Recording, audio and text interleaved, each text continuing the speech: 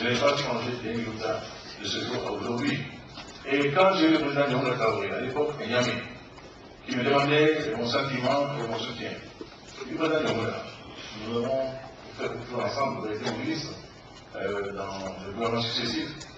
Nous avons été ensemble dirigeants du parti Alema, après le départ de Tonaré, qui était le président du parti, et mon premier vice-président.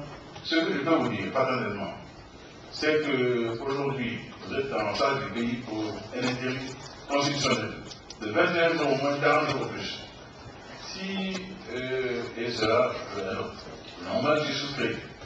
Mais si d'aventure, certains qui se disent aux partisans, allez à vous convaincre aujourd'hui de glisser de l'intérim à la transition, sans que vous ayez réuni les assises nationales pour en connaître, sachez qu'un peuple qui se sent déjà aujourd'hui humilié, bafoué, a des sentiments à fleur de peau.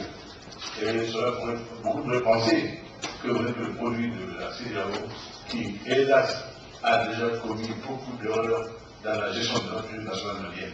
Monsieur le Premier ministre, quel doit être l'objectif de ces assises nationales? Est-ce qu'elles auront pour but de tenir des élections avant toute intervention militaire? Sûrement pas. En tout cas, je ne le sais pas, moi.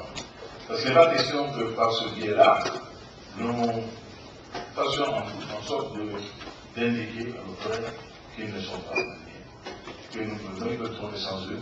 Ce n'est pas question. Et quelle serait la légitimité des résultats issus de cette élection? Je vois qu'il y a une réalité incontournable. Je l'ai dit également aux amis américains, Dominica's notamment, qui pense, Mauricus, qu'il faut absolument aller aux élections. Et certains également, d'ici, le mois d'octobre, pour les mettre le plus dans le respect, que c'est vrai, pour sortir des mesures maliennes, pour sortir de toute cette confusion, il faudrait que l'on ait une sorte de légitimité réelle qui ne peut se fonder que sur l'élection. Cela est réel, c'est vrai. Mais aujourd'hui, nous souhaitons que par, je le dis, certains m'en ont toujours tenu rigueur, me disent pour cela. Je ne pense pas que la guerre soit la solution au problème du Mali. Je le dis très clairement. Je pense qu'il faut une combinaison diplomatique, des négociations, avec des faits, parce qu'on va faire la guerre contre qui? Et en même temps, la fermeté par rapport à tout cela, irréductible dans leur délicatesse à vouloir appliquer la charia au Mali, ça n'a aucun sens. Le Mali est islamisé depuis le XIe siècle, depuis le 47, et donc on n'a rien à nous apprendre à ces niveaux-là, nous ne sommes pas des néophytes. Et que l'on pourrait ouvrir par l'invention survenue en matière religieuse.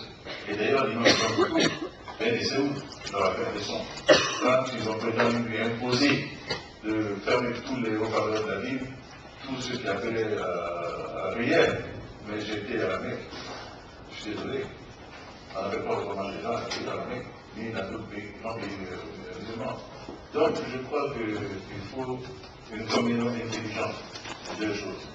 Que nos parents sachent que le Mali n'est pas tout entier aujourd'hui debout sur le côté de la guerre, prêt à un débout avec qui? Pas avec les frères, mais avec les pratiquants, avec les terroristes.